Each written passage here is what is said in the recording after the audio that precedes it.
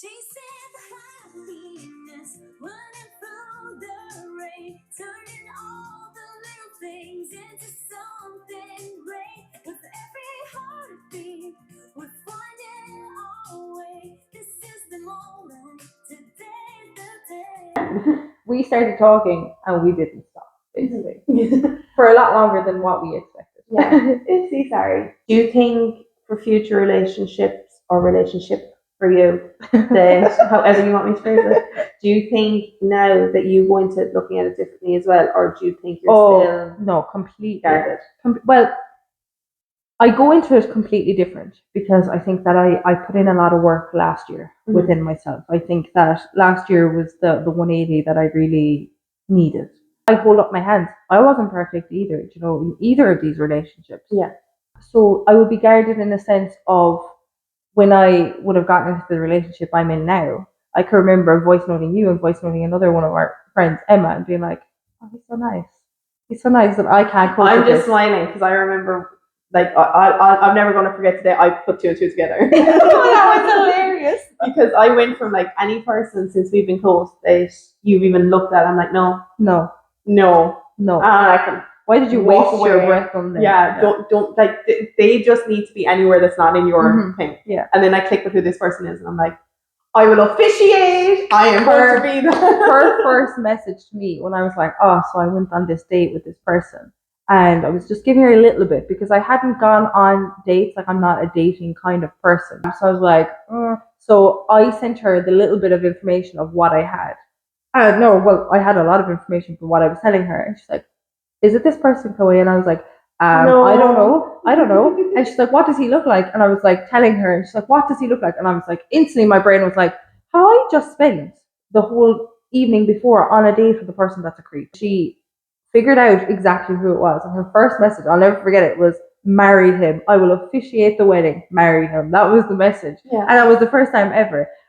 So I don't think, I don't know. I think in a sense it has made me a lot more guarded because I think that I struggle now to accept the good behavior or the not good behavior. It's not good behavior. It's normal. It's the way you should be treated. The way you should be. And I think for a while I generalized men that they were a specific type of people. You know, you think that that's all that's out there. Exactly. And I think that you need to step away. And I think like last year I did a lot of work on myself, a lot of work that needed to be done.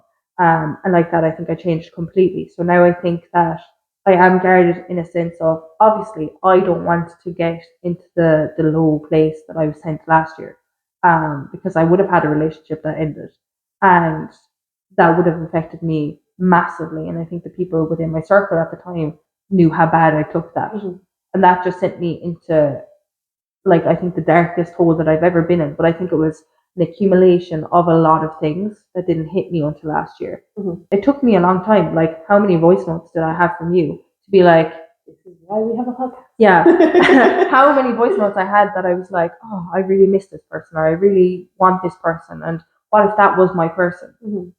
And then I took a step back. I had no choice than to just take a break. I remember I voice noted G when I got into this relationship, and I was like, I feel uncomfortable. I don't know why. There's so many voice notes, and I'm like, oh, he's so nice. And like one of our friends, Emma, was like, you actually can't cope with him being nice, and like that was such a funny moment. Like, it is hilarious. I couldn't cope with the niceness, but then it's also quite sad to look at. I've never felt the need to have to say anything before because I know what happened. Yeah, I lived it. They went out. Yeah, and they tried to tarnish my name. They tried to tear me down, and I'm like, I haven't had a lot of exes. I'm a relationship person. Me too. If I'm speaking bad about you, there's a reason. You caused it, because I'm not going to speak bad about everything. I've had really good relationships that just didn't work out. But I think that shows the kind of people that they are. If they need to go out and go, for me, it was like, Chloe did this, this, and this. But what did you do? You know, I think that just shows in a whole what they're like. Exactly. Because they have to make themselves feel better by making you look like the villain. Yeah. And I wonder as well, can they not see, like, I can talk to some of my exes, I can be friendly with them. Owen is friendly with some of them. There's no, like, we're not friends. We wouldn't, like, be texting going, do you want to go for a drink? Yeah. Anything like that. But we can talk, we can be civil. I wish them well. I hope they wish me well. Yeah. Not every female can be wrong. You know, like Yeah. we're not all psychopaths. We're not all crazy. You know? But and if we all have the same story at different times, yeah, how are you not getting you're the issue? that's what I wonder. Do they ever have those light bulb moments like Don't we think so. have? Don't You think know, so. like how we have that we're like, we need to take time and work on ourselves and figure it out. I Or we're going to keep yeah. going down the spiral. I genuinely think they are so caught up in their own false narrative that they will never see the truth. Yeah, they live And in you their will little always be the reality. problem. They live in their little reality of they didn't do anything wrong. Yeah, it was you. You know? pushed them to that limit. Or else that they were that great to you that they didn't do anything. That you pushed them. You were the fault. Like we weren't perfect together, so it's both of us. No, it's not both of us. You chose to do that.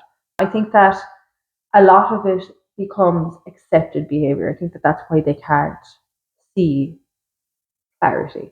I think that they have had people throughout their whole entire life go, no, it's okay. No, what you just did, that's fine. No, you're okay. Yeah. And then they become so accustomed to people making excuses that they can never see that they're at fault. So then when something bad happens in a relationship, they can't be the one at fault because they're so used to this behavior that they can't stand back and look at themselves. Yeah.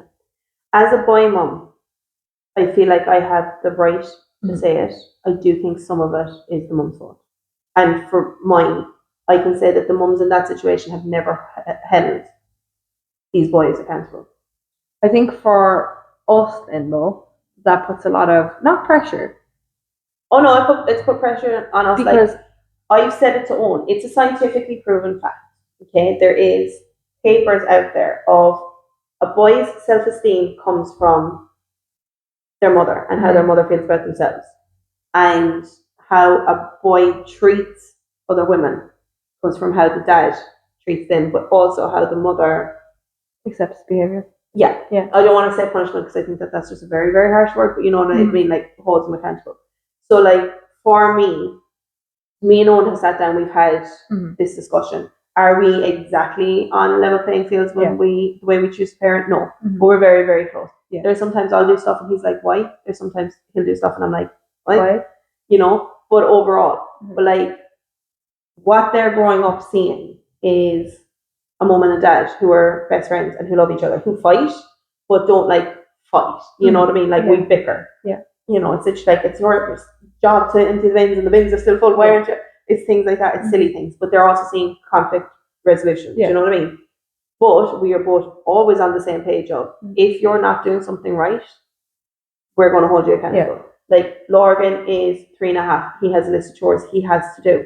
If you don't do them, that's fine. Yeah. I'm not going to do them for you. You're also not going to get, your pocket money or your this or your that because you have to be accountable. Yeah.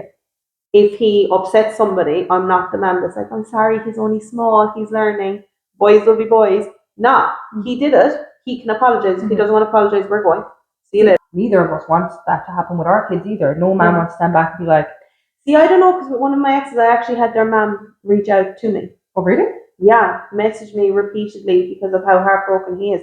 I hope he got it trampled on because he destroyed mine. Yeah. You know what I mean? He literally tore me apart and knew I was going to counselling and used that against me of, it's your insecurities. That's true. You're the one in counselling. You're the one that has the issues. It's clearly you. See, that's that's another thing. But in that moment, what did the man, what? Yeah, the man was all like, because I literally wrote back going, your son, I'm going to phrase this a lot more politely than what I did. Yeah. Your son is a piece of crap. Yeah. Who has repeatedly cheated. I have proof of this. Okay. Has used my friends against me. Yeah. And had them lie to me, which shows that they're not my friends either, but has done it and has destroyed it and has tried to make it all my fault. And then has blamed me, attacked me, basically stalked me because of it. And now you're going to join in on this campaign. To which I got back, but he's heartbroken and he's going through a lot. He knows he made a mistake. Okay. He's really, really sorry. Is there any way we can sit down and talk about this? And I goes, yeah, when I'm dead in hell. I love that response. That is the only time I'm going to engage again. I owe him nothing. Everything he's feeling, he brought on himself. I am not going to say I was the most perfect girlfriend, but I know I'm a bloody good one.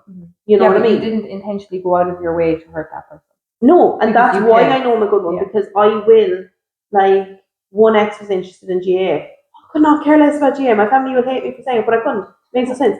I went to matches. I learned because I wanted you to be able to feel comfortable talking about it. You know what I mean? Owen is a farmer. I have learned everything I possibly can about farming. Do I ever intend on actually working on the farm, being near the farm, talking about the farm for longer than I have to? No. He has been told, should we ever divorce? Take it. Yeah. All of it. I want nothing. You know what I mean? But it's something he loves. I sit down and I watch the boxing with him. I watch it like this with my hands covered my eyes. But I'll do it because I'm the type of girlfriend that I want you to know that I want you happy and I care about you and I'm going to try. So if you're feeling this horrendous for how you treated me, knowing I'm the person that will try and do everything to make you comfortable, good. Reflect. Good. Reflect. Sit with it. Enjoy it. Mellow in the whole piece of crap that you're after creating. And you can take it from there. But like for his mom, to this day, and I think especially now as a mum of boys, how did you think that was okay? Yeah. How did you think coming back at me and trying to put it on me, how he was feeling was my responsibility? But do you think like that the man didn't want to see the behaviour? See, because I think 100% didn't, I think that's a lot of the issue. They don't. I think with parents in general that you never want to accept that your child could be capable of hurting another person. No, and even now, like I think what I was going to say, they're young. Yeah. Obviously, there is that part of being like when they are young. But also, if I don't teach them now, where does this end? Yeah. You know what I mean? Like, my nieces and my nephews, some of them are very close in age to my kids. And, you know, their parents would be like, oh, no, like, give them that. And I'm like, no, they had it first. Leave them have it. Yeah. You know what I mean? He'll wait his turn. Yeah. You know, every ounce of me wants to fight that and be like, give him the toy. My child deserves it. I have to know I'm creating a future man, and I want him to be the man that I know he can be, not the man I created him to be. Yeah. You know what I mean? And that's the difference. And I think that as a parent is where you have to really sit with it and go, you're raising them, you're not creating them. Yeah. You know what I mean? I can mold him into any person I want him to be. But I want him to be his person. So I have to give him the tools. I have to hand that over and go, this is hell, this feels horrendous. You know, even I've been lucky enough, thank God, that he hasn't gotten in trouble in school. I can imagine it's going to happen. He is my child. Yeah. He's going to push boundaries. And I have to know when it's time for me to parent and be like, okay, but I'm glad he stuck up for himself and he did this, versus when I have to go, I'm sorry, I'm going to take him home. We're going to have a proper discussion about this. You know, you have to balance that. And it is hard. Yeah. I'm not for a second saying it's easy. But I think once they become an adult then and you're still covering for them. You see, you're doing the hard work to make it that they can own up to their actions. No? Yeah. Yeah, you want it to be the case that when they're older, no matter what they do, that they can be like, hands up, I did wrong, or I shouldn't have done that, or stop themselves before they get into that kind of bad behavior cycle. You know, like we'll say relationships, you want them to know right from wrong from the very, very start. Yeah. And how to treat someone. Like, I think that respect is a thing that should be there, full stop. Yeah. Now, I'm not saying that you should give respect to every single person. Well, for sure. Yeah. Yeah. Respect is earned. Yeah. As far as like, that's what I'm not saying, but there is no reason why you hurt somebody intentionally. Yeah. You know? And like, that's the thing. Everything in life is a choice. And that's the part I think I struggle with the most. Like, you made the choice to cheat. Yeah. Why is it my choice to, why is it not my choice to walk away? Yeah. You know, if you can't deal with consequences of your actions, don't do the action.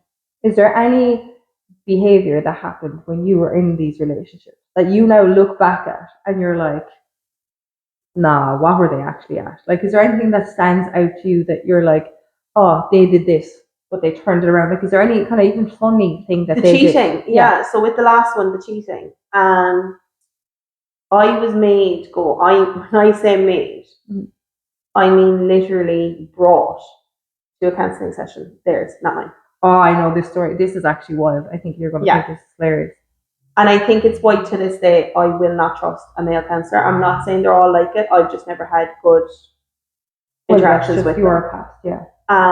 So I was brought, and sat down. And the counsellor obviously gave, which, fine, fair, fantastic, one side of the story. Because they'd only heard one side of the story. Mine didn't matter though. That actually happened to me as You well. know? Yeah. It was, I have been told that the reason he cheated is because blah, blah, blah, blah, blah. And I remember vividly staring out the window, being like, No, I'm not here. I have to be in an alternate universe. Yeah. How did that sentence in your brain make sense? And I can't tell you what happened for the whole session because I spent so long being like, no, I'm not actually hearing this. He's told you his story and your response is, I'm the reason he cheated. So it was all your fault? Yeah.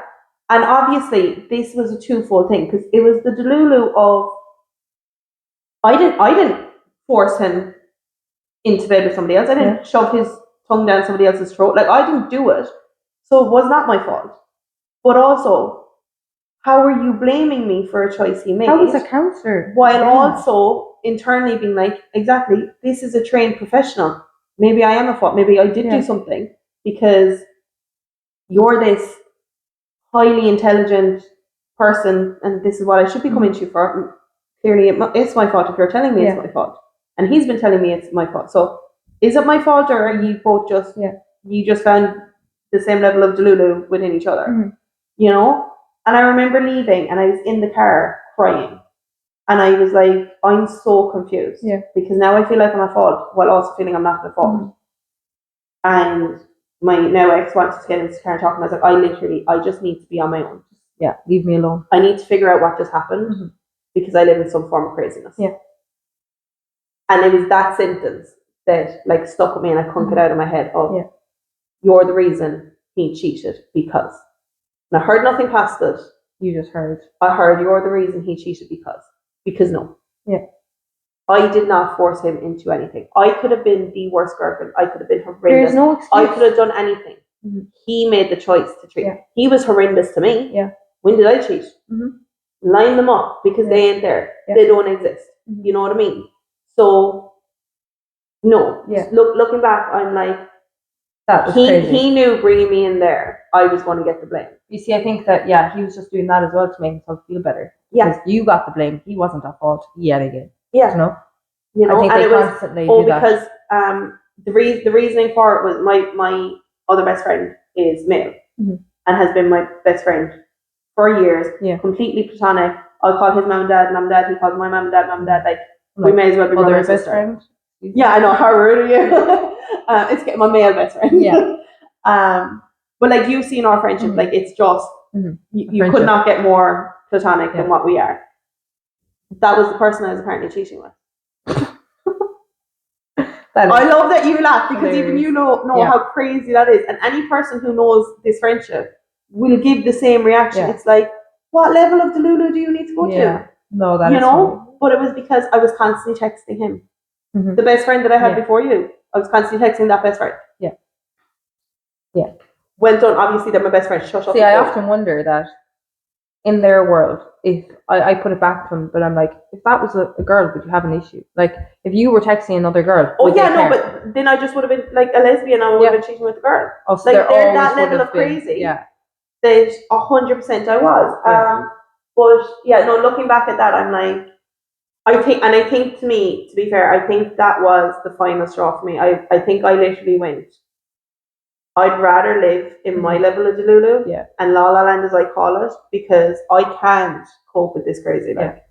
Because those light bulb moments are great when they come. I remember just driving away and I went from crying, but it was a frustrated cry. It wasn't a sad cry, it was a frustrated cry. I remember doing that to like laughing hysterically, being like, this has to be a setup. Like I literally, what was that thing? Ashton Kutcher, Punked or whatever? Punked, yeah. I was literally waiting for somebody to jump out and be like, haha, psych. Yeah. Because I'm like, there's no way I just did that. This is that was mental. Real. Yeah. This is mental. Like this can't be real.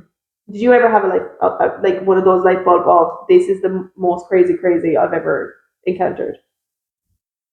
Yes, there was lots of them. Well, I think that there was a few like that. I have been accused of cheating and stuff before in my past from like past relationships. I know I'm still skating. Yeah, and I'm like, how how did I possibly do that? And I think that to my core, this was always my point. A lot of people, well, anyone within my circle knows, I detest cheaters. Detest. Like I cannot. There's no part. Just It's leave. so easy. That was always my excuse, or not my excuse, my thing that I'd say. There is no excuse for cheating, even if you're in the most miserable relationship. Just walk away. Just walk away. Deal with those consequences. Don't hurt someone else intentionally. Yeah. So I always had that. Like there was no doubt in my mind that I would ever be that kind of person. A relationship might break up for 1,000 other things. It would never be cheating. Yeah. And I was a cheater. And I was like, sorry, what? What part? Because obviously cheating is a big thing for me, like for my own personal reasons. A lot of people know, that I'm just like, I've seen it. I know that how bad it can get. Like I know, I understand. And now I'm doing it. I was like, then you don't know me. I'm like, if you can accuse me of that, you don't know me. I didn't do that. Wouldn't do that. And then that was that moment of, what am I doing? Here trying to make myself. I was there trying to prove myself that I'm not this kind of person. And I had a light bulb moment where I was like, nah, I'm not doing this anymore. Yeah. And then I walked away. I was like, I can't do this. And I'm the kind of person, like when I'm all in a relationship, I'm all in. And I would do anything for that person. That might be exactly what they need, but I'd go see them all the time. I'd give up everything for them, which is not the right behavior either. Yeah. I think this is where society as a whole needs to flip that script. Yeah. Because we're both with people now who choose to be respectful. Yeah. They don't choose, they just are. But that's what I mean. Like they could easily be like the rest of them. They can easily go out there and take advantage or sleep around or do all of these things that is almost acceptable for men to do. I think nowadays especially. Yeah. Because I think the dating world and being with relationships has become... Yeah, sure, like it's just swipe I like you, swipe I don't. Convenience. Your face is not going to tell me who you are. No. I am so glad I've not had to do it. Yeah. Because if I had to judge based solely on looks, I would still be single and I would not be loved. You know what I mean? Yeah. And I mean that in both ways. Yeah. You know what I mean? I am a type person. I need to feel your energy. Yeah. To know if you're good. I need to see how you interact with people to know if you're good. Mm-hmm. You know what I mean? Yeah. And like, people have told me, I think some of who I have dated are good looking people. Others, I'm like, I got you. I feel you. Mm-hmm. I know exactly where you're coming from. I was crazy, and that is okay too. You know what I mean? But like, I don't think I have a horrendous dating style. But I also don't think that what is considered the norm of insanely good looking, male or female, I don't always see it. Personality. Yeah, who you are will always change your look. So I've always said this, and I think I've even said it to you. You could be the best looking guy on the planet, but if you're a jackass, I will only see the jackass. Yep. I won't see anything else. But I always think that personality will always shine through. Yeah. You can sugarcoat and you can cover up and you can come across as the nicest, best person, but you're always going to revert to who you are. Yeah, you always go to your default. Yeah, always. You have to, because that's who you are at your core. It's got to shine through sometimes. So you can hide it for so long, but you can't ever hide it truthfully. Yeah. But I think if I had to date now, that is what would wreck my head, because it's tough. I'm judging you by looking. Yeah. Like, you could look horrendous and be the kindest, sweetest, most perfect human on the planet, you could vice versa look amazing and be an absolute. I don't want to find that out when I'm already wasting time on the day. Like, if I put in effort into getting ready, I better be enjoying my night. Yeah. You know what I mean? I think we were very lucky though in finding people that can still be true to themselves. Yeah. They're both quite similar, and they're both very sarky people as an overall. Like, that's their default of being sarky, but they know if and when. You know, so like when we've needed them to be not be sarky supportive. And to just be supportive, be kind, be nice, because we're scared of doing things, you know. They can be that person, and then they fall into the more kind of macho role, I suppose, in the old school, what a man should be in looking after us. But equally, they're not afraid of going, your head's getting big, come back onto her. You know, they'll call us out as much as we will, but they're also receptive to what we're saying. So like, I know when I've had to go to Owen, for example, you know, this is how my head is today. I don't know why. This is what I'm feeling. I know then he goes, okay, this is how she needs me to be today. And it's not that he's changing. He's just going, she needs to walk away. She needs 5 minutes to herself. She needs a cuddle. Yeah. he's able to go, this is what she needs, not, well, that's your fault. If your head's like that, you go sort that out. Yeah. You know what I mean? And I don't think there's many men out there that can actually self do that. Yeah.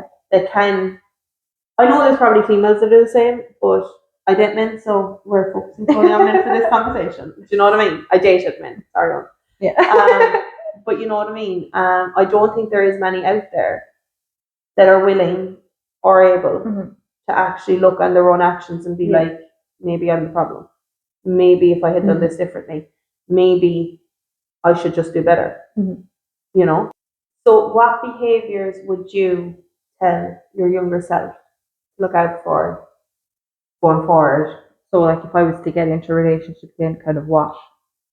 Yeah. What would you kind say of turn? falls into narcissistic, gaslighting, stay away? You see, I think that in itself is quite hard because, like we've said in this whole episode, is they portray a certain kind of person. But bit by bit, you'll see their true colours come through. I think the main thing I think that comes through to me is there's this element of control that a lot of narcissistic people have, and they do. So I think little by little, you start seeing the controlling side come through. And I think that should be like your instant red flag of, I'm not so sure about this. There's things like then if you're going out and they have an issue with it, that would be another thing. If they're removing you from your friends, family, that would be another kind of hiding their phone. That in this day and age baffles me. Yeah. I'm like, I'm not on social media. Oh my, yeah. I'm like, yes, you are. We live in a world, whether we want to admit it or not, where our phone is like our best friend. I know it's not the right way. We don't go anywhere. We don't even go to the bloody toilet without our phones nowadays. So then for you to be hiding your phone, there's an issue.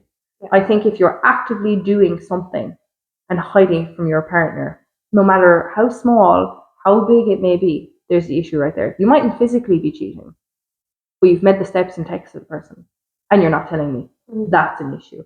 I think that the main thing that would give me an instant ick to a person is the little bit of control that you can see. Because I think that if they start like that, you're only going to go down a downhill spiral. You know, I think that if they're showing that side of themselves, you're heading down a one-way street with that relationship.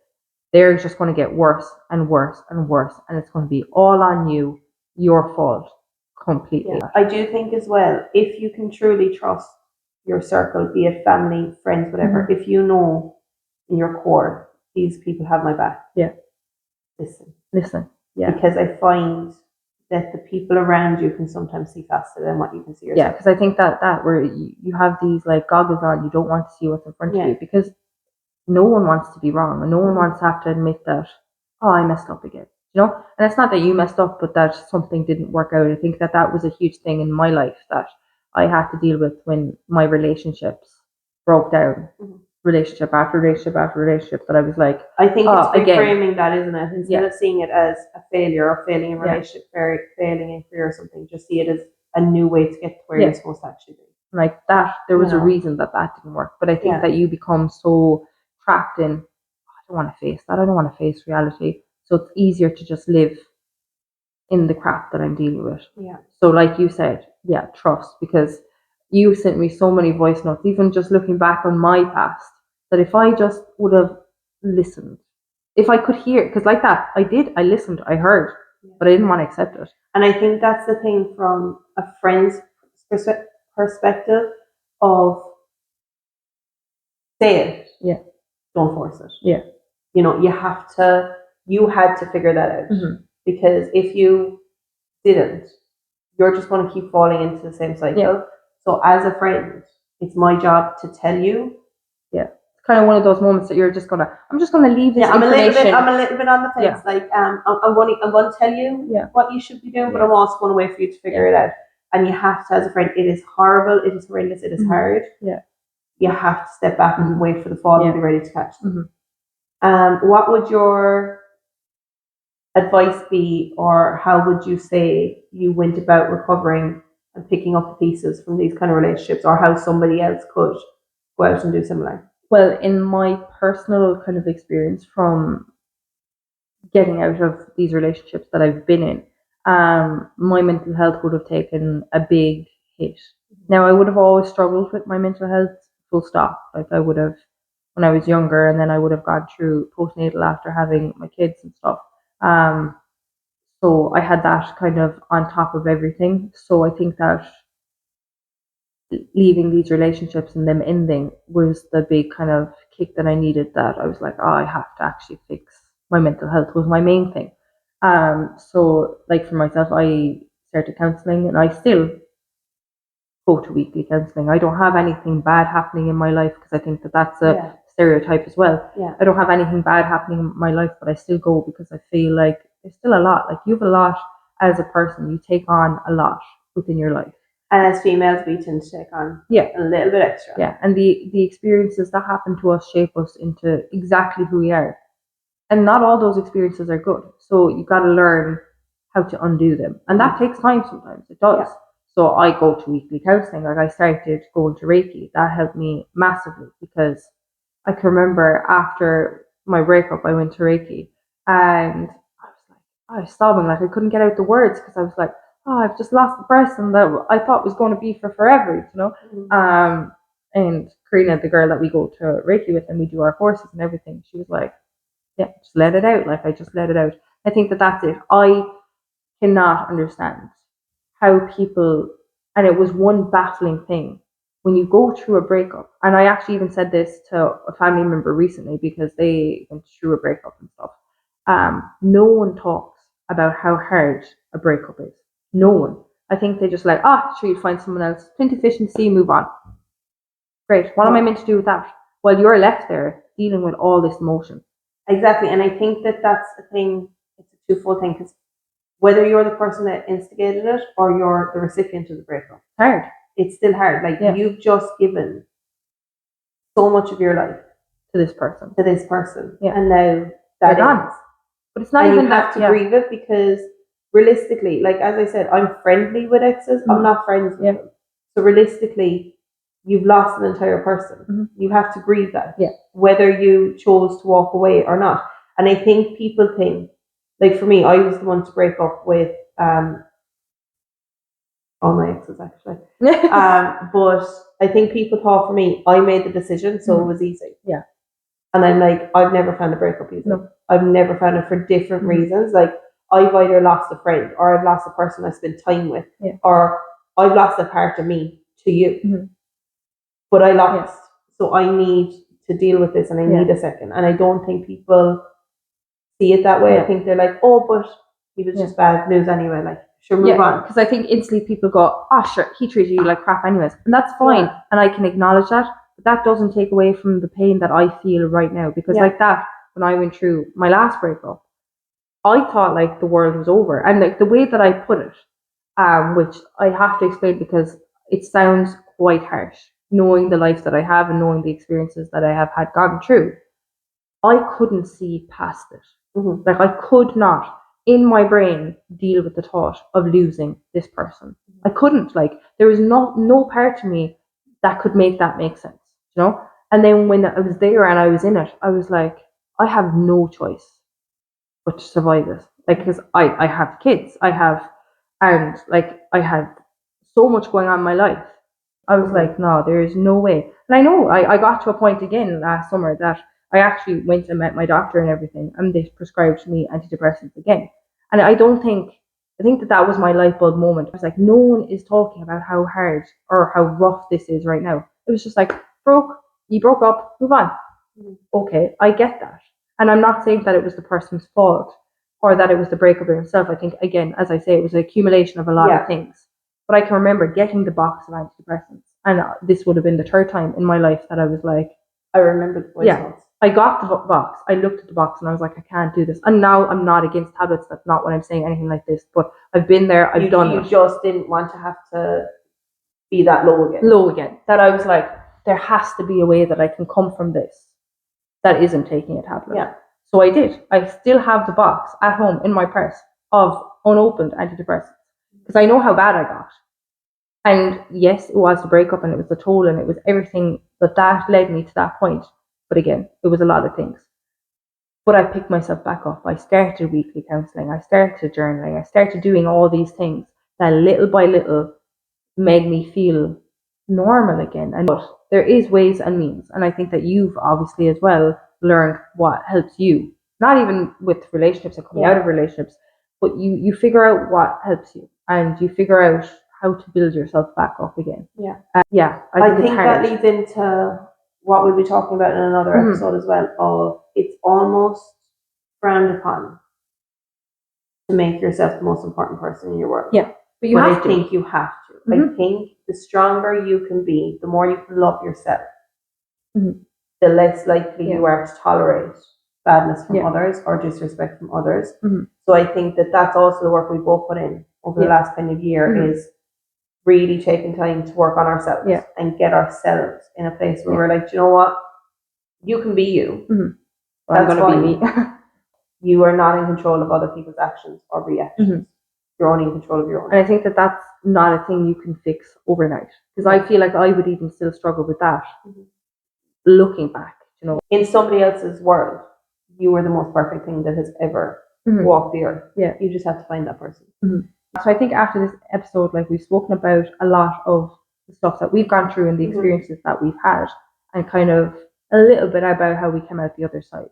We've also touched on other topics that we know we're going to speak about in the future. Parenting, mental health, breakups, everything. Yeah. So we'll go further in detail about those in other episodes.